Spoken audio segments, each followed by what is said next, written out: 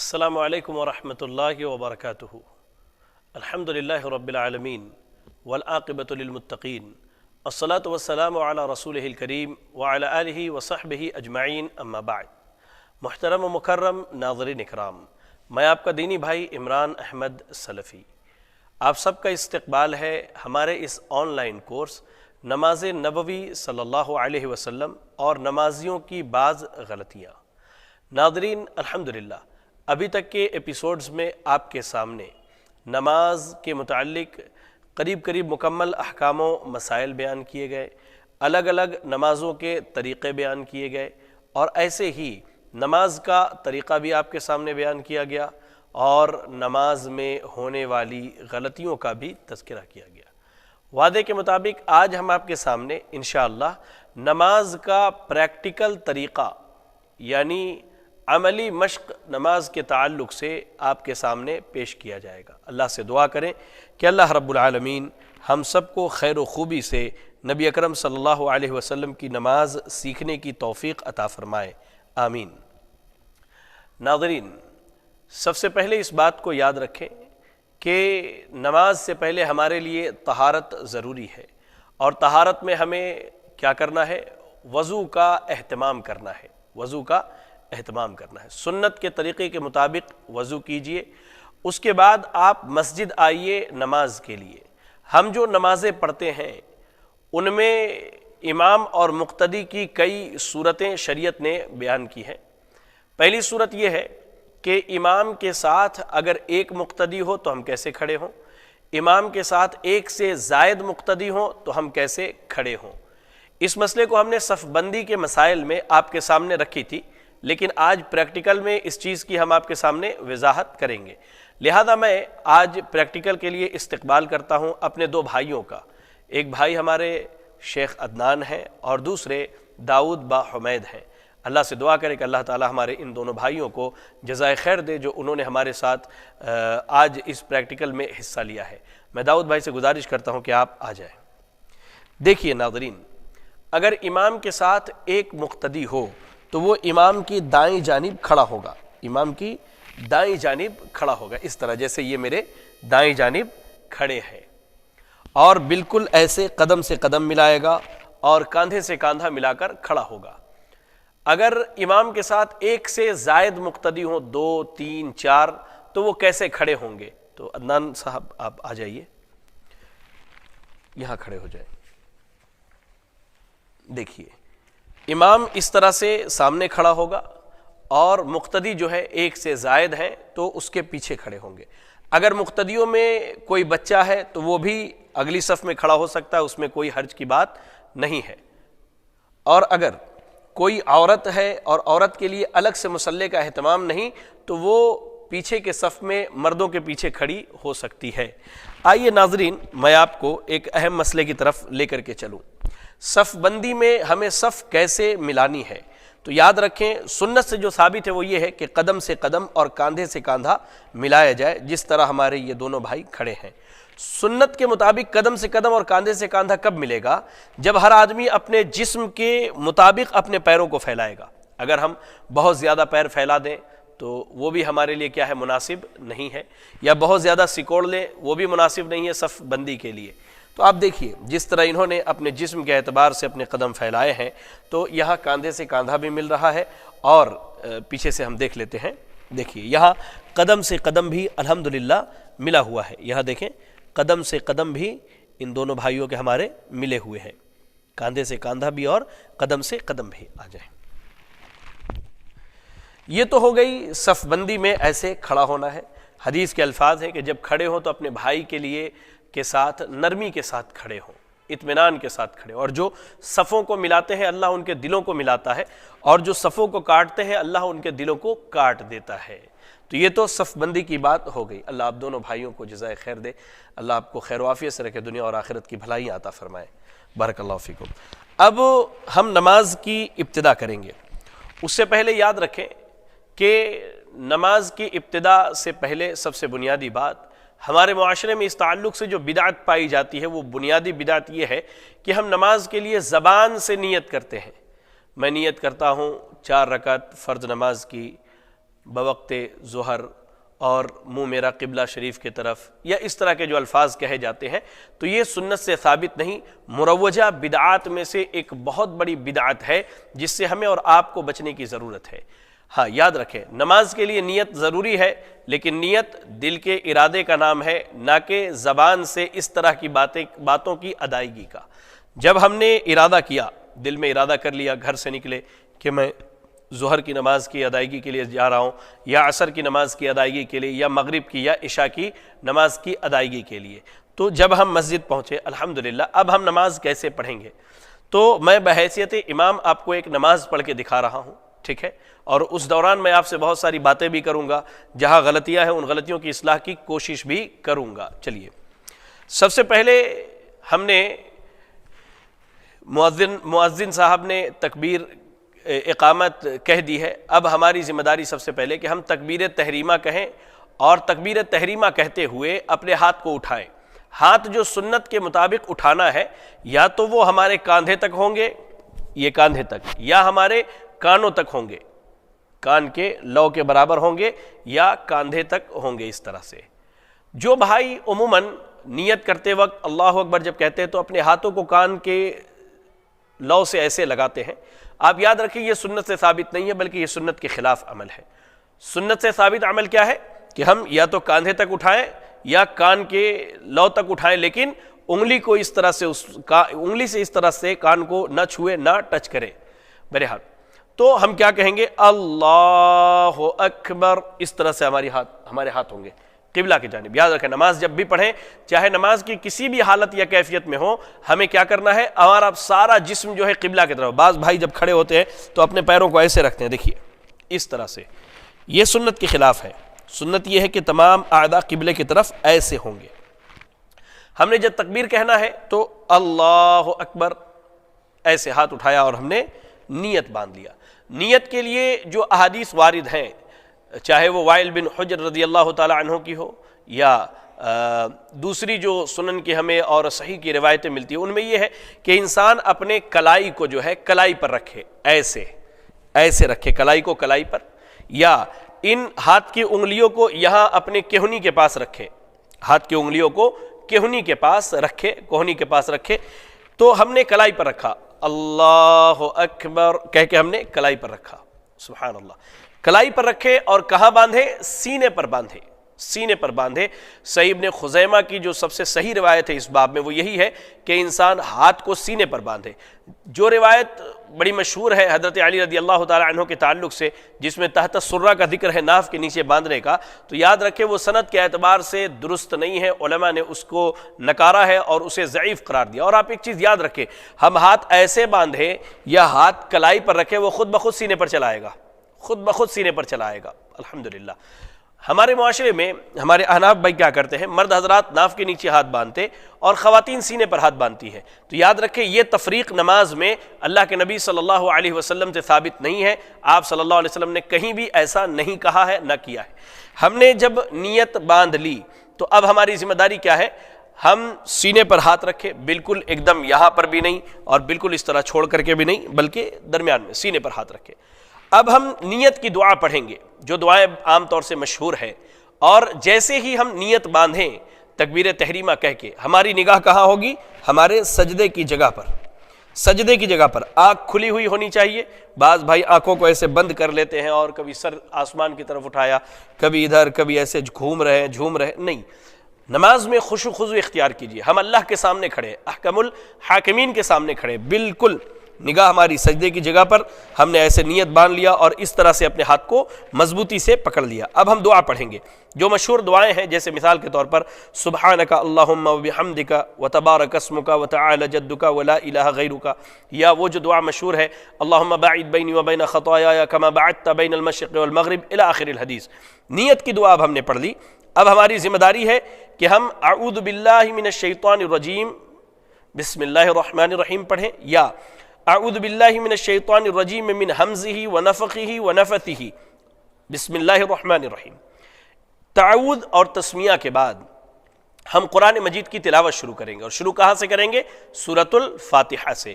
نماز میں سورۃ الفاتحہ پڑھنا یہ امام اور مقتدی دونوں کے لیے واجب ہے۔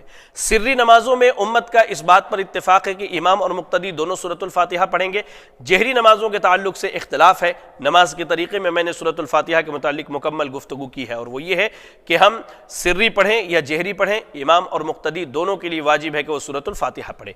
ہم نے سورۃ الفاتحہ کی تلاوت شروع کی۔ بعض بھائی بڑی تیز رفتاری سے پڑھتے ہیں، الحمدللہ رب العالمین الرحمن الرحیم مالک یوم الدین ایاک نعبد و ایاک نستعین، نہیں، یہ نبی کا طریقہ نہیں ہے۔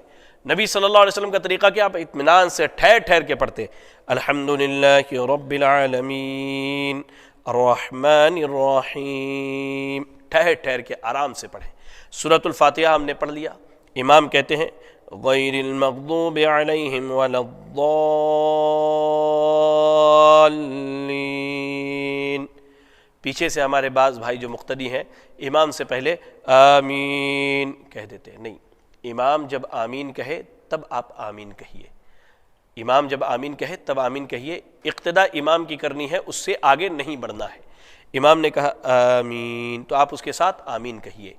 اس کے بعد اب پھر سے بسم اللہ الرحمن الرحیم پڑھ کر کے ایک سورت کی تلاوت کرنی ہے، اب چاہے وہ آپ بڑی سورت پڑھیں یا مختصر سورت پڑھیں۔ سورت مثال کے طور پہ ہم نے قل هو اللہ احد لے لیا، بسم اللہ الرحمن الرحیم قل هو اللہ احد ہم نے پڑھ لیا۔ سورت کی تلاوت کے بعد اب باری ہے رکوع میں جانے کی۔ رکوع میں جانے کا طریقہ کیا ہے؟ اللہ اکبر کہتے ہوئے رفع الیدین کریں گے، اور ہاتھ کاندھے تک یا کان تک جائے گا، اور ہم بالکل رکوع میں بڑے اطمینان سے رکوع میں جائیں گے۔ رکوع میں جب ہم جائیں تو ہماری یہ دونوں ہاتھ جو ہے بالکل گھٹنے پر مضبوط ہوں گے، اور یہ ہاتھ سیدھا ہوگا۔ بعض بھائی بہت بالکل ایسے جھک جاتے ہیں رکوع میں، بعض بھائیوں کو دیکھا ایسے رکوع کرتے ہوئے، نہیں، اللہ کے نبی صلی اللہ علیہ وسلم جب رکوع کرتے تو آپ کا یہ ہاتھ جو ہے کمان کی رسی کی طرح، کمان کے ڈوری کی طرح ٹائٹ ہوتا ہے اسے بالکل، اور یہ پیٹھ جو ہے ہماری بالکل سیدھی ہو، اور سر پیٹھ کے برابر ہو، نہ بالکل ایسے ہو اور نہ ہی بالکل ایسے ہو، یہ بالکل برابر۔ رکوع میں جانے کے بعد رکوع کی جو معروف دعائیں ہیں ان میں سے کوئی بھی دعا کم از کم 3 مرتبہ، سبحان ربی العظیم، سبحان ربی العظیم، سبحان ربی العظیم۔ اب رکوع سے اٹھنے کی باری ہے، سمع اللہ لمن حمدہ، سمع اللہ لمن حمدہ کہتے ہوئے رفع الیدین کرے یا کہنے کے بعد رفع الیدین کرے۔ سمع اللہ لمن حمدہ امام اور مقتدی دونوں کہیں گے۔ ہمارے یہاں معروف کیا ہے کہ امام سمع اللہ لمن حمدہ کہتا ہے اور مقتدی ربنا ولک الحمد حمدا کثیرا طیبا مبارکا فی پڑھتے نہیں، امام اور مقتدی دونوں سمع اللہ لمن حمدہ اور ربنا ولک الحمد حمدا کثیرا طیبا مبارکا فی۔ ہم نے پڑھ لی دعا، رکوع سے اٹھنے کے بعد کی دعا، اطمینان سے ایک دم کھڑے ہو جائیے، بالکل طمانینت کے ساتھ، سکون کے ساتھ۔ نماز دراصل سکون کا نام ہے۔ اب ہمیں سجدے میں جانا ہے۔ سجدے میں جاتے وقت پہلے ہاتھ رکھیں یا پہلے گھٹنے رکھیں، تو صحیح اور راجح قول کے مطابق اور دلائل کی مضبوطی کے اعتبار سے پہلے ہاتھ رکھنا ہے، اس کے بعد گھٹنوں کو رکھنا ہے۔ اب سجدے میں جانا ہے تو ہم رکوع سے اٹھ کے ہم رفع الیدین کے لیے اب سجدے میں جانا ہے تو کیا کہیں گے؟ اللہ اکبر کہتے ہوئے اب ہم سجدے میں جب ایسے گئے تو پہلے ہاتھ رکھا، پھر ہم نے پیر کو رکھا۔ اللہ کے نبی صلی اللہ علیہ وسلم کہتے ہیں مجھے حکم دیا گیا ہے 7 اعضاء پر سجدے کروں۔ 7 اعضاء میں ایک اعضاء چہرہ جس میں پیشانی اور ناک شامل ہے، پھر اس کے بعد یہ 2 ہاتھ، پھر یہ 2 گھٹنے، اور پھر پیر پیچھے کے۔ سجدے میں گئے ہم بڑے اطمینان سے، اس طرح سے ہم نے پیشانی کو اور اپنے ناک کو لگایا اور پیر کے پچھلے حصے کو ملا لیا۔ آپ دیکھ سکتے ہیں اس طرح سے پیر کو ہم نے ملا لیا۔ سجدے میں یاد رکھیں زمین پر بالکل ہاتھ کو ایسے نہیں پھیلانا ہے، اللہ کے نبی صلی اللہ علیہ وسلم نے اس سے منع کیا ہے، اور نہ ہی بالکل ایسے پہلو میں لگا کے رکھنا ہے، نہیں، بلکہ ہاتھ کشادہ ہو، اگر جگہ زیادہ ہے تو، جگہ کم ہے تو پہلو سے ہٹا کر کے رکھیں، لیکن کیا ہے پہلو میں نہ سٹائیں یا زمین پر اس طرح سے نہ بچھائیں۔ سجدے میں جانے کے بعد اب ہم سجدے کی دعا پڑھیں گے، سبحان ربی الاعلی، سبحان ربی الاعلی، سبحان ربی الاعلی۔ اس کے علاوہ جو دوسری دعائیں ثابت ہیں وہ بھی پڑھ سکتے ہیں انشاءاللہ۔ سجدے میں دعا کرنی چاہیے، عربی زبان میں آپ کو دعائیں یاد ہے تو آپ کثرت سے دعا کر سکتے ہیں۔ اب سجدے سے اٹھنا ہے، اللہ اکبر۔ اٹھنے کے بعد ہم کیسے بیٹھیں گے؟ تو آپ دیکھیے ہمارا جو بایاں پیر ہے، یہ جو بایاں پیر ہے، یہ جو بایاں پیر ہے، اس پیر کو ہم ایسے زمین پر بچھائیں گے، دیکھیے اس طرح سے بچھا کر، اور اس پیر کو کھڑا رکھیں گے اور اس پر بیٹھیں گے ایسے۔ یہ طریقہ سجدے کا اور سجدے میں جانے اور سجدے سے اٹھنے کا مرد عورت سب کے لیے، اس میں کوئی فرق نہیں۔ سجدے سے اٹھنے کے بعد ہمارا بایاں ہاتھ بائیں ران پر گھٹنے کے پاس، دایاں ہاتھ دائیں ران پر گھٹنے کے پاس ہوگا، اور یہ اس ہاتھ کو کیا کریں گے ہم بالکل ایسے بچھا دیں گے۔ اب سجدے سے اٹھنے کے بعد جو دعائیں ثابت ہے ان دعاؤں میں جیسے رب اغفر لی، رب اغفر لی، رب اغفر لی 3 مرتبہ پڑھیں، اطمینان سے بیٹھے، ایک دم سکون سے دعا پڑھنے کے بعد پھر اللہ اکبر کہتے ہوئے سجدے میں جائیں، وہی اعمال کریں جو اس سے پہلے ہم نے سجدہ میں کیا ہے۔ اب پھر اٹھنا ہے۔ بعض بھائی کیا کرتے اٹھتے وقت اللہ اکبر اٹھ جاتے، نہیں، سنت کیا ہے، آپ سجدے سے جب اٹھیں، چاہے وہ پہلا سجدہ ہو، دوسرا ہو، تیسرا یا چوتھی رکعت کا، تو اللہ اکبر اٹھ کر تھوڑی دیر بیٹھیں یہاں تک کہ تمام ہڈیاں اپنی جگہ پر آ جائیں۔ اللہ کے نبی صلی اللہ علیہ وسلم کے تعلق سے صحابہ اکرام بیان کرتے ہیں کہ آپ اتنی دیر بیٹھتے تھے ہمیں یہ لگتا کہ آپ بھول گئے ہیں کہ آپ کو اٹھنا ہے۔ سجدے سے اٹھنے کے بعد اس طرح بیٹھیں پہلی رکعت میں، اب پھر جو ہے اٹھ جائیں، آپ مختصر بیٹھیں، لمبا نہیں، مختصر بیٹھے، اٹھنے کے بعد پھر اپنی جگہ پر کھڑے ہو گئے، پھر سے دوبارہ ہاتھ سینے پر اور کلائی کے اوپر، کلائی بائیں ہاتھ کے اوپر، دایاں ہاتھ سینے پر باندھ لیا ہم نے، پھر بسم اللہ الرحمن الرحیم پڑھیں، سورۃ الفاتحہ کی تلاوت کریں، پھر کوئی مختصر سی سورت پڑھیں، پھر اللہ اکبر کہتے ہوئے رکوع میں جائیں۔ رکوع کا جو طریقہ آپ کو بتلائے گا بالکل ویسے ہی رکوع کریں، اعتدال کے ساتھ، اطمینان کے ساتھ، سکون کے ساتھ دعا پڑھیں رکوع کی، پھر اٹھیں، سمع اللہ لمن حمدہ ربنا ولک الحمد حمدا کثیرا طیبا مبارکا فیہ، ٹھیک ہے۔ اس کے بعد اب ہمیں سجدے میں جانا ہے، تو ہم اللہ اکبر کہتے ہوئے کیا ہے سجدے میں چلے جائیں۔ سجدہ جیسے کرنے کا بتایا گیا ویسے ہی کریں، تمام اعضاء سیدھے ہوں، قبلے کی طرف ہوں، سجدے کی دعا پڑھیں، اللہ اکبر کہتے ہوئے پہلے سجدے سے اٹھیں، سبحان ربی اللہ رب اغفر لی، رب اغفر لی، رب اغفر لی پڑھیں، پھر اللہ اکبر کہتے ہوئے سجدے میں جائیں، اطمینان اور سکون سے سجدہ کریں، اللہ سے جتنی چاہے دعائیں مانگیں، عربی زبان میں آپ کو دعائیں یاد ہیں تو دعائیں پڑھیں، پھر اللہ اکبر کہتے ہوئے بیٹھیں۔ یہ دوسری رکعت ہماری ہے۔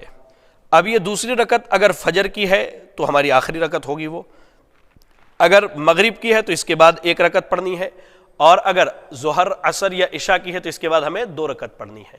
اللہ کے نبی صلی اللہ علیہ وسلم شروع کی 2 رکعتوں میں سورۃ الفاتحہ کے ساتھ سورت پڑھا کرتے تھے، اور آخر کی 2 رکعتوں میں صرف سورۃ الفاتحہ پڑھا کرتے تھے۔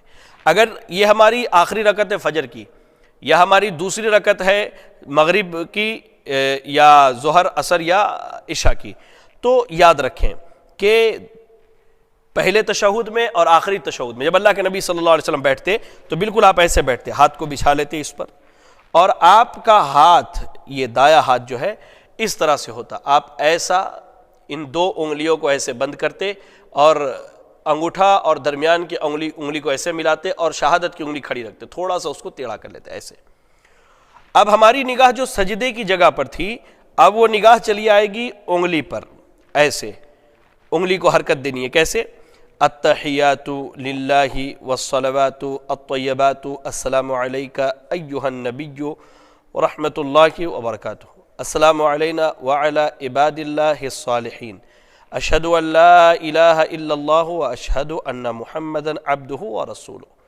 یہ بعض بھائی یہ کرتے کہ صرف اشہد ان لا الہ الا اللہ پر انگلی کو حرکت دیتے، پھر اس کو اشہد ان محمد رسول اللہ پہ جھکا لیتے، تو میں نہیں سمجھتا کہ یہ کسی حدیث سے ثابت ہے یا یہ سنت کا عمل ہے۔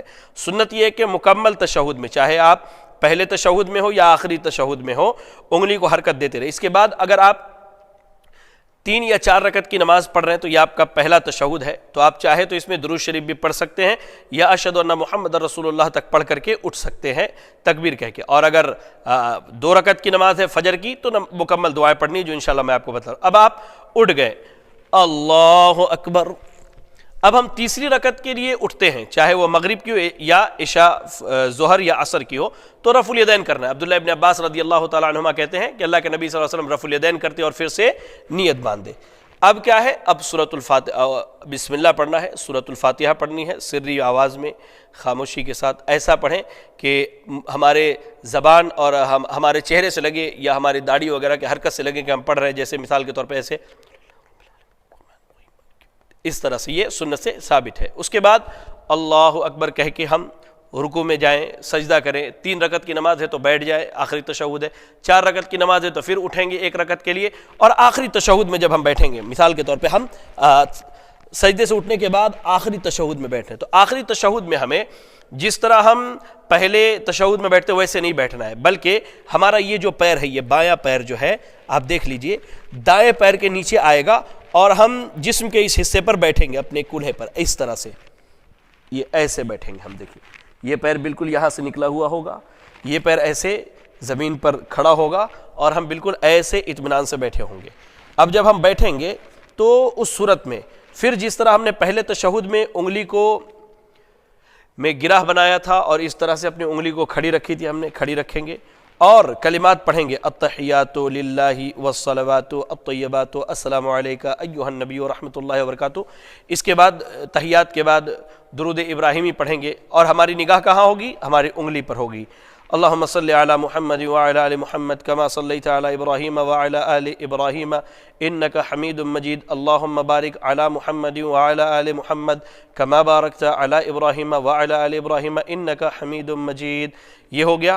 اس کے بعد بھی دعائیں ثابت ہیں، جیسے اللہم انی اعوذ بک من عذاب القبر واعوذ بک من فتنۃ المسیح الدجال واعوذ بک من فتنۃ المحیا والممات، اللہم انی اعوذ بک من المأثم والمغرم، اللہم انی ظلمت نفسی ظلما کثیرا لا یغفر الذنوب الا انت فاغفر لی مغفرۃ من عندک وارحمنی انک انت الغفور الرحیم۔ اگر اس کے بعد بھی دعائیں مانگنا چاہے تو دعا پڑھ سکتے ہیں، مثال کے طور پہ اللہم ربنا آتنا فی الدنیا حسنۃ وفی الآخرۃ حسنۃ وقنا عذاب النار، اور جو دیگر دعائیں ہیں، کیونکہ تشہد میں دعا قبول ہوتی ہے۔ اگر ساری دعاؤں سے فارغ ہو گئے تو دائیں طرف السلام علیکم ورحمۃ اللہ، بائیں طرف السلام علیکم ورحمۃ اللہ، یہ ہماری نماز کیا ہے؟ ہو گئی۔ اب امام ہے تو دائیں جانب سے ایسے گھوم کر کے مقتدیوں کی طرف چہرہ کر لے، یا بائیں جانب سے بھی گھوم سکتے ہیں۔ بعض بھائی نماز کے ختم ہوتے ہی اپنے سر پہ اس طرح ہاتھ رکھ کر کے کچھ کلمات پڑھتے ہیں، یہ سنت سے اور صحیح احادیث سے ثابت نہیں ہے۔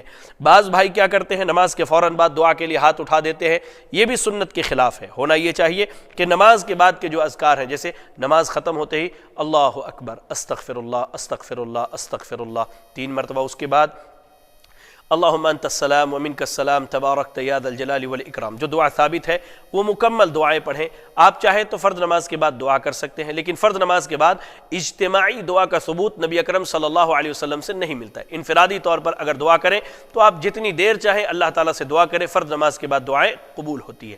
اس طرح سے ہماری 2 اور 4 رکعت کی نماز مکمل ہو گئی۔ یاد رکھیں میرے بھائی، نماز کے لیے نیتوں کو خالص رکھیں، سنت کی اتباع کریں، کیونکہ یہ 2 ایسی شرطیں ہیں جس کی بنیاد پر ہماری عبادتیں قبول ہوتی ہیں۔ ہم زندگی بھر نماز پڑھتے رہے، سنت کے مطابق پڑھیں لیکن کسی اور کو دکھانے کے لیے، یہ بھی اللہ کو قبول نہیں۔ اور اخلاص کے ساتھ پڑھیں، بالکل اللہ کے لیے پڑھیں لیکن سنت کے مطابق نہیں، یہ بھی اللہ کو قبول نہیں۔ مرد اور عورت کی نماز میں کوئی فرق نہیں ہے، سوائے اس کے کہ مرد امام مصلی پر آگے کھڑا ہوگا، اور عورت اگر امام ہے، عورتوں کی امامت کرا رہی ہے تو وہ درمیان صف کے درمیان میں کھڑی ہوگی، اور اس کے دائیں بائیں خواتین کھڑی ہوں گی، نہ کہ وہ مرد امام کی طرح آگے کھڑی ہوگی۔ یہ بس فرق ہے، بقیہ سارے نماز کے ارکان واجبات ساری چیزیں جو ہے مرد عورتوں کے درمیان مشترک ہے، کوئی چیز ان میں فرق نہیں، اور جو فرق کرتے ہیں ان کے پاس میں سمجھتا ہوں کوئی مستحکم اور مستند دلیل نہیں ہوگی